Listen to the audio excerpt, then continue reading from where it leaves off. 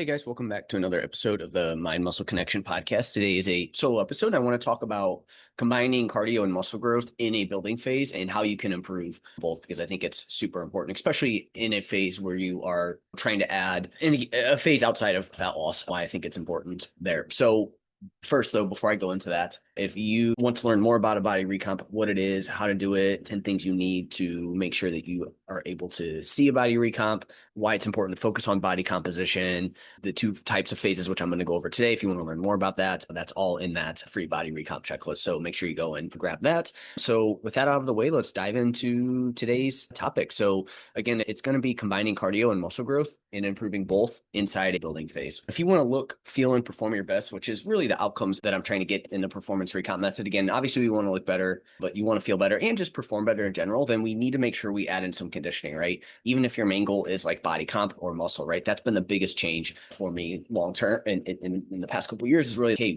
we need to add this in no matter what, even if you do just want to look better, right? Because my old thought was like, hey, if you want to add muscle, improve body comp, is conditioning really something you need to do? I think as long as you're getting movement, you're fine. But again, I've really changed my mind on that. I think you're holding yourself back from optimal body composition and muscle growth if you don't do any conditioning at all. So again, inside the performance recomp method, we focus on two distinct phases. We focus on fat loss recomp, which again, the main goal is going to be getting you into a calorie deficit. And then we have a building recomp where a lot of people hear that and they think that it is building muscle automatically and gaining a bunch of weight. And that's not always the case, but we are going to be at least at your maintenance calories. And again, depending on your goal, it may be a small calorie surplus. But in a building phase, I made this post recently on Instagram. Again, a lot of people think that it's just adding as much muscle as possible and gaining weight. And again, that doesn't necessarily have to be the only goal that we have. It can be one. It's likely going to be a byproduct of some of the other goals that we're going to be focusing on. But again, it doesn't always have to be that as the main goal, right? There's one goal that you can have is improving conditioning if you feel like you need it. So that's one thing. It could be improving your performance elsewhere. Again, that's likely going to be from doing some improvement of your conditioning. It could be a habit-based thing where we're just trying to maintain our body composition, but we want to continue to build habits, but we don't want to always be in a deficit. So that can be what the building phase is about. It can be building up your like things outside of the gym, stress management, circadian rhythm, whatever it is. It could be a diet break / restoring metabolic health. And when I say metabolic health, I more so mean, okay, you've been in a deficit for a while and we need to get that on track. Or maybe you just don't have the greatest metabolic health. And again, that's something we can do in a building phase potentially, especially if you've been fat loss dieting for a period of time. But really, it's taking a diet break / like getting your body back to being at maintenance calories and feeling its best, right? So there's a lot of different goals that we can have within a building phase. And so again, we base it off of one, what you want / what you need, right? So it might be a little bit of that. And as I said, lifting weights is going to be a part of this phase no matter what. So if we're dialing in other things, like say we're dialing in habits plus you're lifting weights at maintenance, you're going to build some lean body mass, right? But again, for some people, the ultimate goal in this building phase is to maximize muscle growth, and that's fine too. Everything we're going to do is going to be in line with that. So I just want to go over that first. So we're going to talk specifically about conditioning within the building phase here today.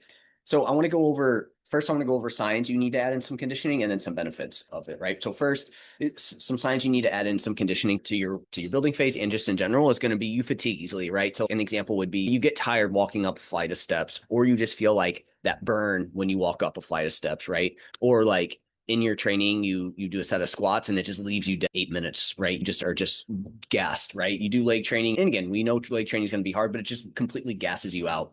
It takes you a while to recover. So again, from training, you get sick a lot. Any sort of stressor you have like really throws you off and it takes you a while to recover from that, right? You have low energy. There's some stubborn body comp change despite hard work. This could be a thing where your conditioning is poor and it could show up as some stubborn body comp change as well too. You have a higher resting heart rate / low HRV. If our resting heart rate, say above 60, I definitely think you should add in some conditioning for sure. Even if it's lower than that, I think you should still have in a little bit to maintain baseline. But then also if you have a low HRV too, right? And I think HRV is somewhat dependent on your baseline, but generally speaking, the lower it is combined with a higher resting heart rate, probably a sign that we need to throw in some conditioning. And you just want to improve and maximize performance, body comp plus muscle growth and overall health, right? If you want to do that, then you need to do some conditioning. Performance can be many different things. It can be work related performance. It can be family related performance. It can be training related performance, or you have a specific performance goal. You need to do some conditioning there. And then so in terms of that, like what are going to be the benefits from like if you are someone who wants to build muscle, but like you're just, I don't know if I should add this in or not, because the thought is that, oh, it's going to ruin your gains and not going to build as much muscle. And again, if we do things smartly, which we're going to talk about today, that won't be the case. But some benefits are, one, going to be better recovery in between sets and workouts, right? So in between sets, you're going to be able to recover faster. That means you're going to be able to get more efficient workouts in. Maybe you can do a little bit more in a shorter amount of time, but it's also going to be higher quality type stuff, right? As well, too. You can recover quicker in between sessions. So then you can do a little bit more overall, right? You can maybe do a little bit more higher intensity work. You can maybe do a little bit more volume overall because you can recover from it, right? So this is where you try to squeeze in a lot with poor conditioning, and you're going to dig yourself into a recovery hole. So again, by improving our conditioning, we're going to be able to better at that. You're going to be able to handle pushing closer to failure better, right? Which means a better training stimulus. So you're going to be able to push through that kind of fatigue as you get closer to failure, which we know we need to do. So you're going to get higher quality training and be able to go deeper into sets.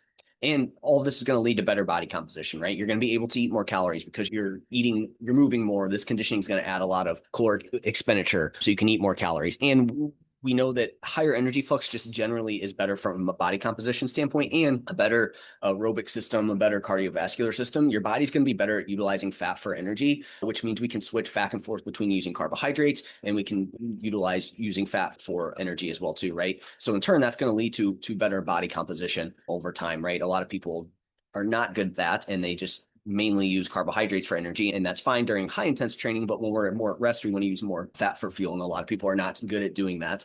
And so again, we need better conditioning. So really, these are just some of the benefits. There's going to be a ton more, but really, when we're concerned from a lifting standpoint and body comp standpoint, you're going to have better recovery, so you can do more. You're going to have better just resilience to stress in general when we have better conditioning, because again, we can just recover, right? And again, we can push closer to failure, so you can have more intense training, and it's just going to lead to better body comp from that perspective. All right, so I want to talk about so within a building phase, as we talk about, there's different goals. So there's going to be three levels of people here, right? There's going to be someone who really wants to focus on muscle growth.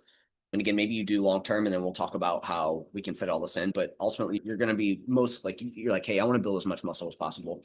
The next person is going to be someone who wants a combination of both. And then the third person is going to be like, hey, I really either want to or need to improve my conditioning. And so those would be like the three distinct phases there and what we would want to look at. But within this, let's say someone is muscle growth focused, we may look at that and we may find that they have poor conditioning. This may alter our periodization of how we go about the training, right? Because again, if we really want to get the most out of our muscle growth phase, we probably need to get into a little bit better conditioning if we deem that it's not great. And so how would you know if you're there? You could do a VO2 max test. A Cooper run test is a good one to look at your VO2 max.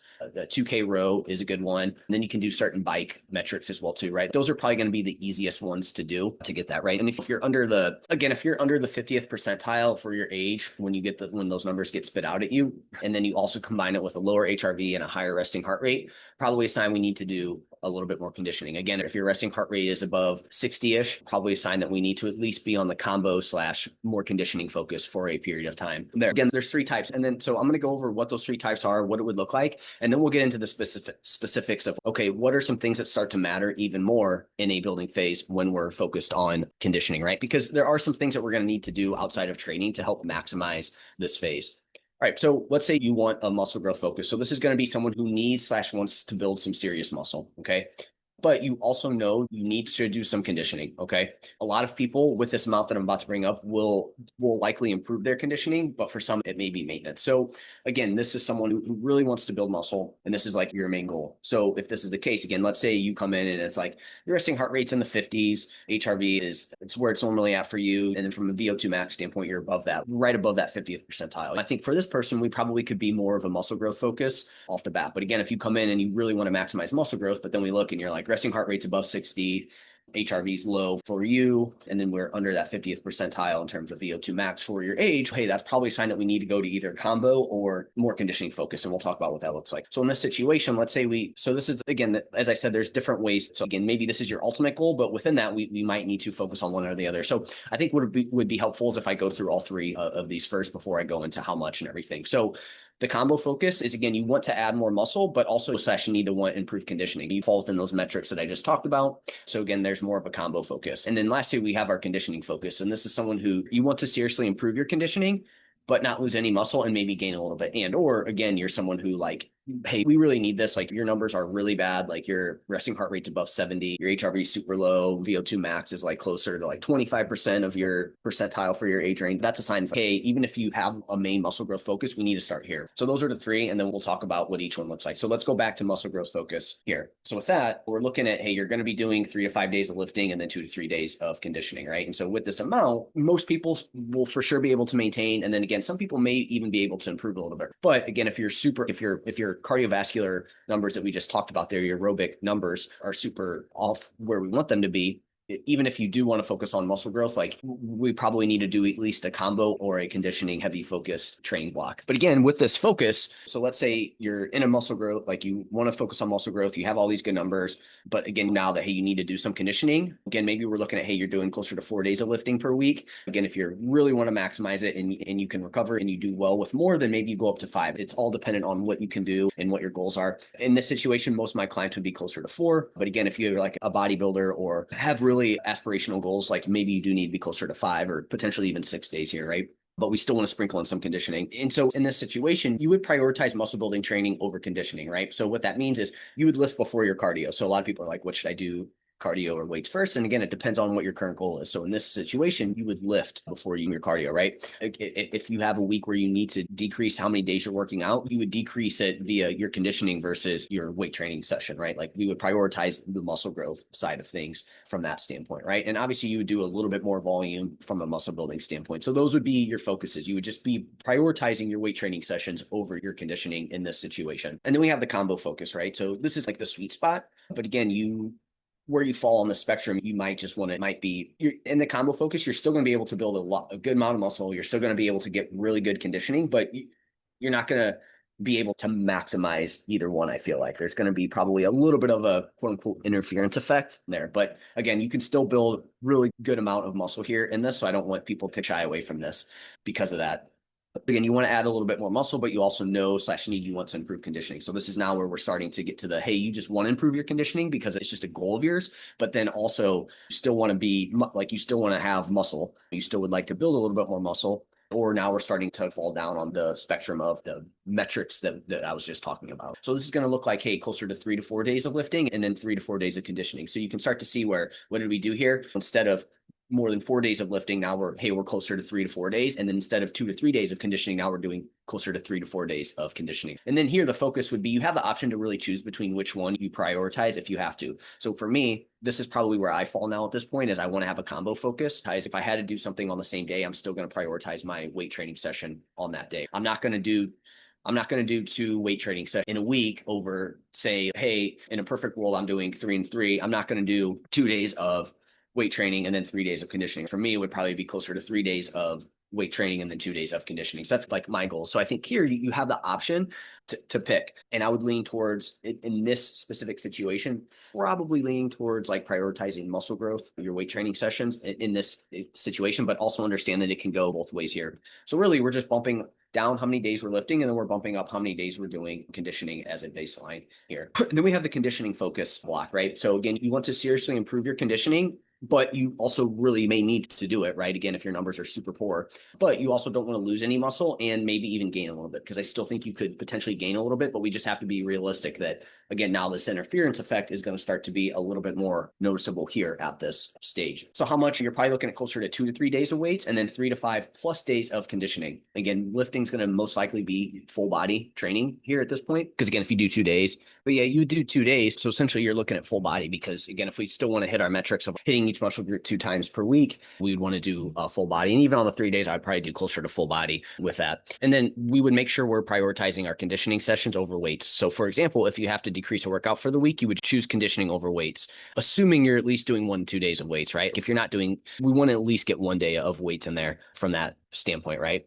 And again, you may opt to do conditioning before weights if you're doing like 2 sessions in 1 day, or again, you're trying to squeeze this in, right? Because again, you start to talk 2 to 3 days of weights, 3 to 5 days of conditioning. That's a lot of stuff that you're doing, right? It's hard to do 7 days. Plus, if you do 3 and 5 plus, then it's like, hey, that's 8. There's only 7 days in a week. So how do you do this? You would probably have to combine them into a day. But in this situation, we probably, at least most of the time, we would prioritize conditioning over weights. Now, again, if it starts to tip too far, then maybe it's okay. One day, 2 days out of the 2 days out of the week, you have to do conditioning and training, but you have to do them at the same time.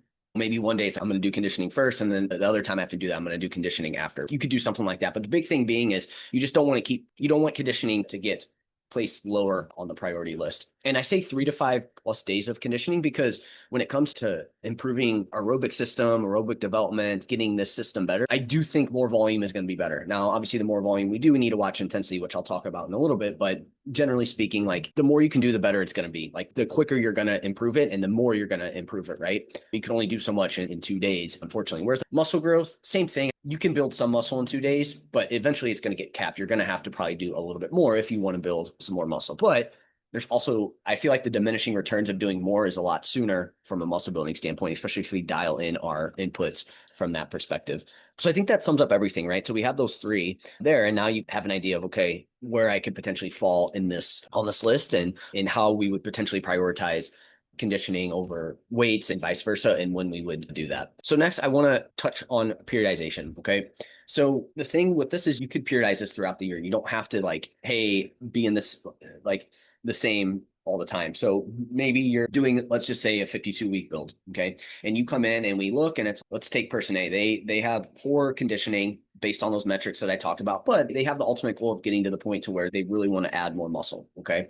Again, if you try and add more muscle and really go heavy on the weight training before your conditioning is better, you're not going to be able to do as much high quality work. You're not going to be able to get as much out of it. Your body comp is probably going to be impacted, right? So with this, how could we prioritize that? So let's go 52 weeks here. So basically what we would do is maybe you do a conditioning focus for 12 weeks, okay? And this is going to help you build a good base and you can eventually do more high quality muscle building work, right? So maybe that's how we're starting, right? You're going to do 12 weeks of that. And then we're going to slightly now push you up closer to the combo for 12 weeks. So now you got 6 months of your build out of say a year, you're closer to those 12, like that's 24 weeks. And now you've really built a good cardiovascular system. Maybe you've increased your VO2 max. Maybe now your resting heart rate's a bit lower. Your HRV is a bit higher as well too. So now again, you're going to be able to do more quality work at this point. So now we go into a muscle growth focus for say 12 to 24 weeks, potentially. Now you're prioritizing the muscle building side of things. Okay. So that's person A there. Now, maybe you have someone who they just want to improve their conditioning. It's not that they have to, it's just that they want to. And maybe they've already built a good amount of muscle and now it's, hey, I really want to improve my conditioning for whatever. Maybe you have some sort of performance goal, like maybe you want to do some sort of run in the future or something like that, right? Maybe now we're doing two phases, so 24 weeks of conditioning focus, and then you're doing 2 phases of more of a combo, right? And then everything in between. So there's so many different ways we can go about this, but the key thing being is like we can periodize this to where you don't, just because you choose one doesn't mean you always have to be there. And I think really at any point, like there's no downside to just doing the combo for extended periods of time, right? So there's different ways that we can go about this. I wanted to just talk about how you could potentially periodize it in a building phase there. All right. So some things that I want you to focus on and then just some thoughts on this in general. So first, like we need to manage our intensity in training plus our conditioning. Okay. So not all conditioning sessions should be max effort, especially the more you do. So once we start to push up how much we're doing,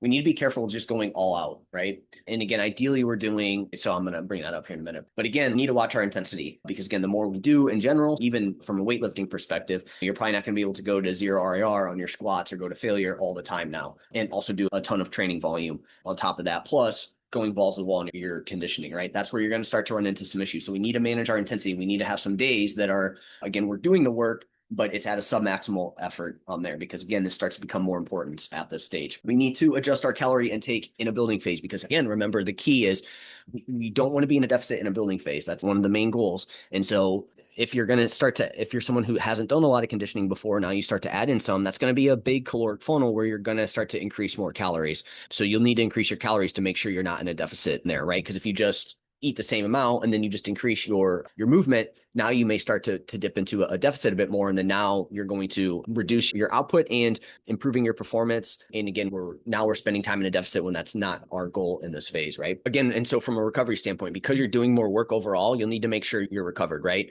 So we obviously want to make sure we get good sleep and prioritize that. Make sure that you're getting at least 7 hours, right? A healthy circadian rhythm as well too. And then just managing overall stress load on your body. is going to be key as well too in this phase. Again, you could track like your resting heart rate HRV to see where that's trending in the short term. Like obviously we want to see where it's going long term, but in the short term, where are those numbers at and what's going on there? And that can be an indicator of if you need to focus a little bit more on the recovery piece. But again, managing overall stress on the body. And I have my 3-step framework on that, which I believe I dropped that early this week. So go and check that out to help you out there. But also eat some, like, good nutrition is going to be huge from a recovery standpoint as well too. So to go back to what we just talked about, we need to adjust our caloric intake, but we also need to eat some carbs, right? This isn't the time to skimp on the carbs there. We want to make sure we're eating enough carbs with that. Your conditioning should be about output and performance, not just heart rate or burning the most calories. So this is a mistake I made initially with it, but then also I see people is they get too caught up in heart rate, what's that at in terms of like where their heart rate is at in terms of the zone, but then also they try and get their heart rate as high as possible, right? Or they just try to burn the most calories as possible. And so that's not the goal of conditioning. The goal of it is there's different ways to go about it, but it should be about your output and your performance in those conditioning sessions and improving that versus just burning the most calories or being at a heart rate zone, right? Adding in conditioning is going to limit fat gain in your building phase. So again, you're going to be better at it's utilizing fat for fuel. You're obviously going to burn more calories. Higher energy flux is going to be better from a body comp standpoint. So you're going to limit fat gain in your building phase, which is what most people want, right? But the key is to not undereat now at the same point there. And again, improving your cardiovascular fitness really comes down to doing as much as you can. So if you want to do more, you should do it. You just have to pay attention to everything else on this list in even more detail there. Hydration is going to be key as well too. So obviously you're going to be doing more. You're probably going to be sweating a bit more. So making sure your hydration is there, right? But that's going to be key. For underdoing that, you're going to hurt your performance and you're going to hurt your ability to improve your body composition in this phase if your hydration is not there. Another thing we can do is we can have higher calorie days on higher output days. So maybe you have your maintenance amount on your weight training days, you're closer to your maintenance amount. And then on days where you have your bigger conditioning sessions or two-a-days, you're gonna increase your calories on those days. That's one way to go about it versus being high calorie all week. You could adjust it based on the high output days there. And again, ideally, you'd probably do that via carbs. And a lot of those carbs would come in around your training sessions. And if you do 2 days and you have to split them up, they would come in between your sessions as well too there. From a food perspective, we want to make sure we're obviously eating enough protein. So sitting around that 1 gram per pound of body weight is going to be key.